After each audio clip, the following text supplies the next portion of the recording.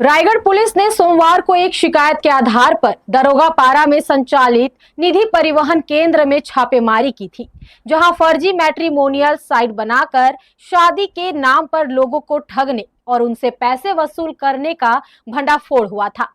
Police ने इस मामले में अब चौंकाने वाली जानकारी दी है। पुलिस जांच में यह पता चला है कि ये गिरोह अब तक 7,693 लोगों को अपना शिकार बना चुका था।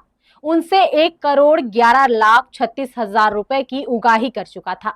वहीं एक विदेशी नागरिक के भी इस फ्रॉड का शिकार होने की बात सामने आ रही है। पुलिस इस मामले में अब तक 26 लोगों के खिलाफ अपराध दर्ज कर चुकी है, जबकि पुलिस की जांच लगातार जारी है।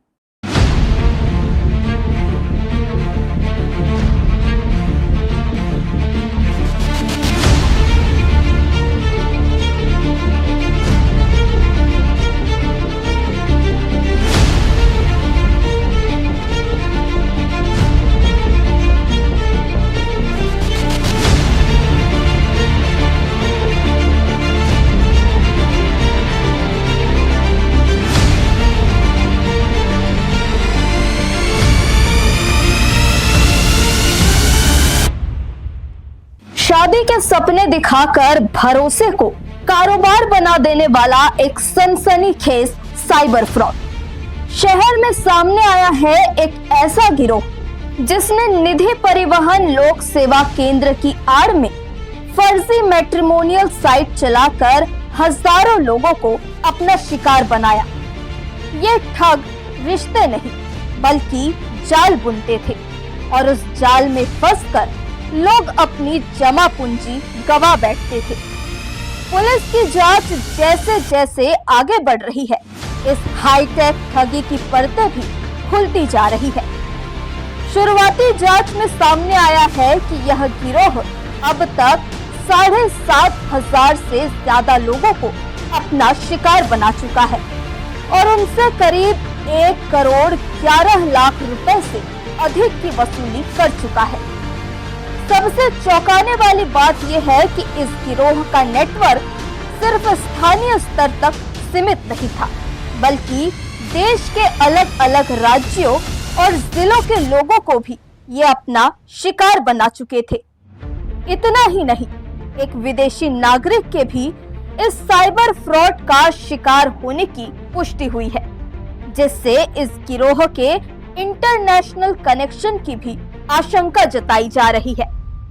पुलिस ने इस मामले में बड़ी कार्रवाई करते हुए ठिकानों पर छापेमारी की, जहां से 55 मोबाइल फोन, 13 लैपटॉप और कई अहम दस्तावेज बरामद किए गए हैं। साथ ही 3 बैंक अकाउंट को सीज कर दिया गया है, जिनके जरिए ठगी की रकम का लेन देन किया जा रहा था। पुलिस की टीम अब इन लैपटॉप और मोबाइल फोन के डेटा को खंगाल रही है, जिससे और भी पीड़ितों और नेटवर्क के अन्य सदस्यों तक पहुंचने की कोशिश की जा रही है। पुलिस अब तक इस मामले में 26 लोगों के खिलाफ अपराध दर्ज कर चुकी है। कल यहाँ पर निधि लोक सेवा केंद्र पे पुलिस की टीम जब रेड की थी, तब से उसमें हमारा FIR करने के बाद विवेचना का कार्य जारी था और उसमें अभी तक की जो स्थिति आई है उसमें 26 आरोपियों के खिलाफ अपराध, इसमें पंजीबद्ध जो अपराध है उसमें 26 आरोपी हमें मिले हैं और जिसमें अलग अलग लोगों की अलग अलग भूमिका थी। जो इसका मास्टरमाइंड था वो कपिल गर्ग और हिमांशु मेहर, ये 2 लोग मास्टरमाइंड थे और इनके बीच में कुछ सुपरवाइजर भी थे और अंततः वो कॉलर थे, जो लड़कियां वो लोगों को शादी के नाम पे ये उनको कॉल करती थी। कॉल करके रजिस्ट्रेशन फीस, बाद में मिलने का मीटिंग फीस, इस तरीके से प्रोसेसिंग में डाल के और जहां तक आदमी समझ नहीं पाता था वहां तक इनसे पैसा लिया जाता था। अभी तक हमारे पास 55 मोबाइल, 13 लैपटॉप, 2 प्रिंटर और 3 बैंक अकाउंट की जानकारी मिली है और जो फिगर अभी प्रारंभिक तौर पे हमारी विवेचना चल रही है उसमें 7,693 लोगों को ठगा गया इस तरीके से और 1,11,36,000 रुपए के अभी तक रकम हमें दिखा है। बाकी इन्वेस्टिगेशन में कुछ फिगर और भी आगे जा सकता है। पुलिस के अनुसार इस पूरे साइबर फ्रॉड का मास्टरमाइंड कपिल गर्ग और हिमांशु मेहर थे। ये दोनों ही गिरोह के ऑपरेशन को नियंत्रित करते और उनके अधीन एक पूरा कॉल सेंटर संचालित होता था। इस कॉल सेंटर में काम करने वाले सुपरवाइजर और युवतियां कॉलर के रूप में लोगों से संपर्क करती थी। वे खुद को प्रतिष्ठित मैट्रिमोनियल एजेंसी का प्रतिनिधि बताकर पहले भरोसा जीतती थी और फिर धीरे धीरे ठगी का खेल शुरू होता था। पीड़ितों से पहले रजिस्ट्रेशन फीस ली जाती थी, फिर प्रोसेसिंग फीस और इसके बाद प्रोफाइल मैच और मीटिंग सेटअप के नाम पर अलग अलग किश्तों में पैसे वसूले जाते थे।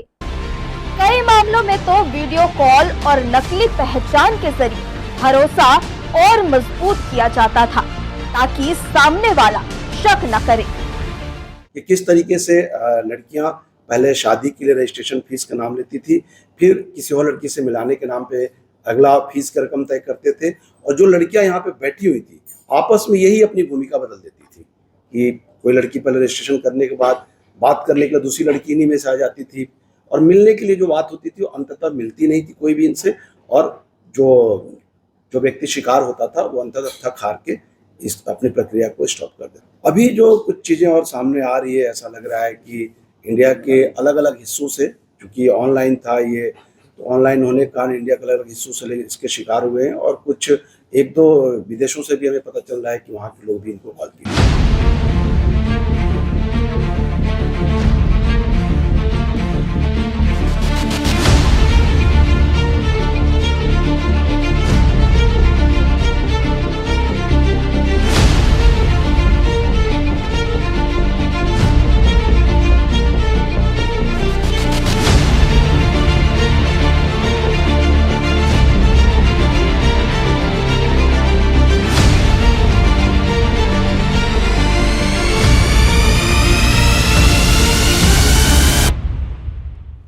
यानी हर कॉल के पीछे छिपा था एक शातिर दिमाग, हर मुस्कान के पीछे थी ठगी की स्क्रिप्ट और हर रिश्ता बन रहा था एक धोखे की कहानी।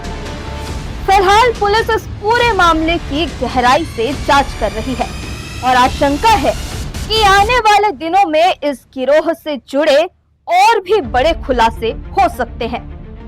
पुलिस यह भी जांच कर रही है कि कहीं इस रैकेट के तार अन्य शहरों से तो नहीं जुड़े हैं। फिलहाल ऐसे में जरूरत है सतर्क रहने की, क्योंकि अब ठग सिर्फ पैसे नहीं बल्कि आपके भरोसे और भावनाओं को भी निशाना बना रहे हैं। हर्ष न्यूज के लिए देवेश देवांगन की रिपोर्ट।